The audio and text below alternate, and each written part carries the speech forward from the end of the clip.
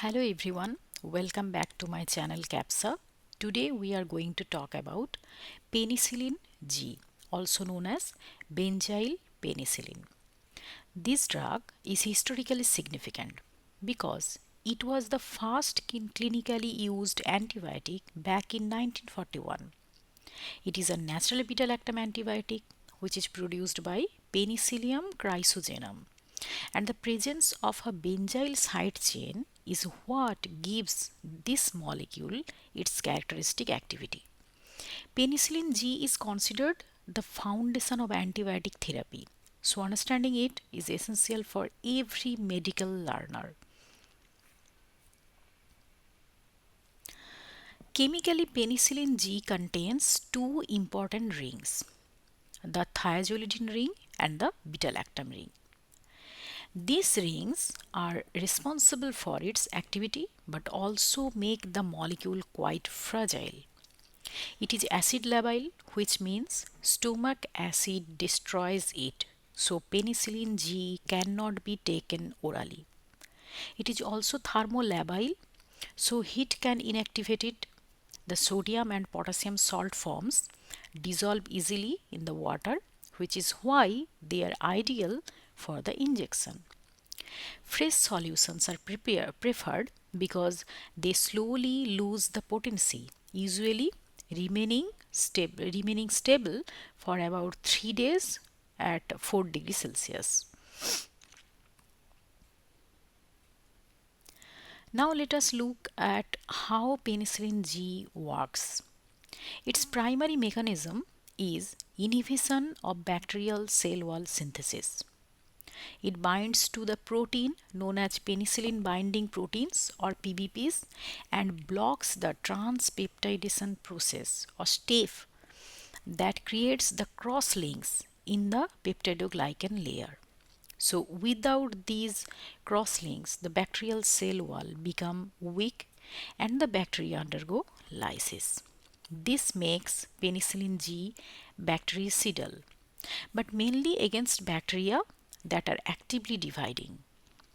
Its activity is strongest against the gram-positive organisms, which is why it has remained such a valuable drug in the clinical practices.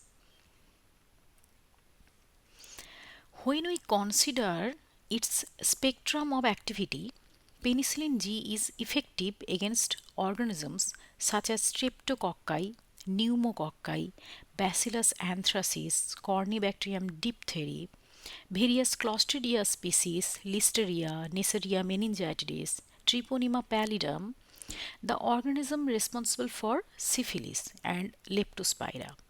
However, it is not effective against gram-negative bacilli in general, nor does it work against Mycobacteria, Rickettsia, Chlamydia, Protozoa, fungi, or viruses.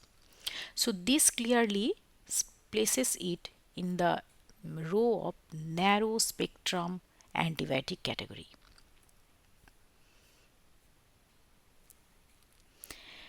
Resistance to penicillin G has developed over time through multiple mechanisms. Many bacteria produce beta-lactamase or penicillinase, an enzyme that hydrolyzes the beta-lactam ring and destroys the drug.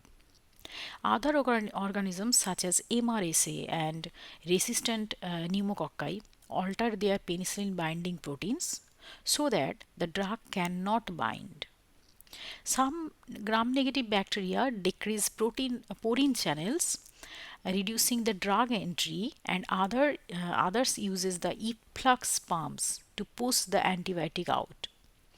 These mechanisms collectively limit the penicillin G's effectiveness in many modern infections.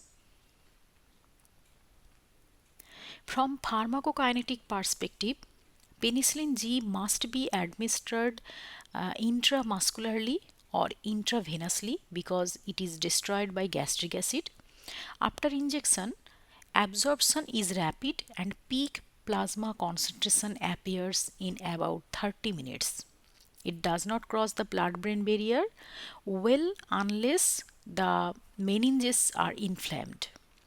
Around 60% of the drug binds to plasma proteins and it is excreted unchanged by the kidneys, giving it a short half-life of approximately 30 minutes. The drug probenecid can be used to prolong this half-life by slowing the renal excretion.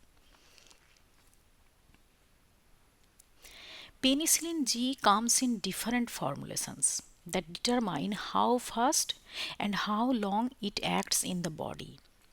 Sodium penicillin G is rapid acting form and needs frequent dosing. Procaine penicillin G is a repository preparation that provides sustained release for longer intervals.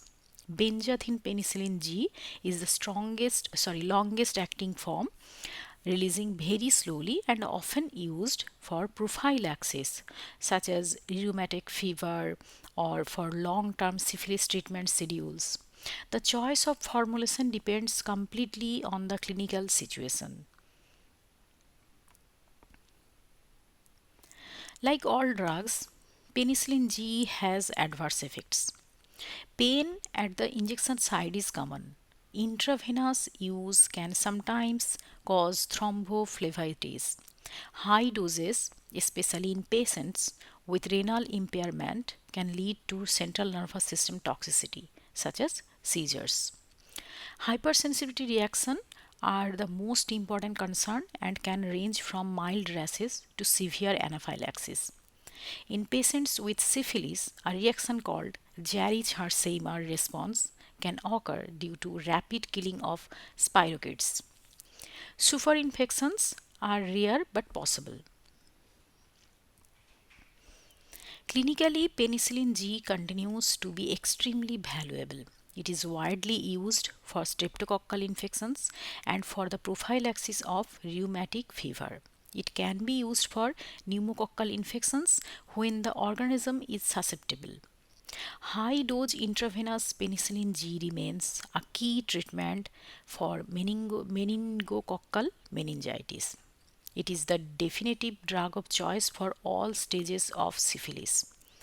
It also plays an important role as adjunct therapy in diphtheria, tetanus, and gas gangrene. In severe leptospirosis, high dose therapy is essential and sometimes used for endocarditis prophylaxis in selected dental procedures. Before prescribing penicillin G, it is essential to check for allergy history. Topical use should be avoided because it can increase sensitization risk. Always consider resistant pattern, especially when dealing with MRSA or resistant pneumococci. And for patients with true penicillin allergy, alternatives must be selected carefully. So, in summary, penicillin G is a narrow spectrum parenteral beta lactam antibiotic with strong activity against many gram positive bacteria and several specific pathogens. It remains the first line treatment for syphilis, many streptococcal infections, and several prophylactic uses. Its limitations include acid lability, vulnerability to beta-lactamase, and the possibility of hypersensitivity reactions. Thank you for staying with me. If you subscribe to the channel, your support truly helps the growth of this educational platform. Together, we can reach more learners, make education accessible to everyone. So, please share this video, stay informed, and always protect yourself from the misinformation. Thank you.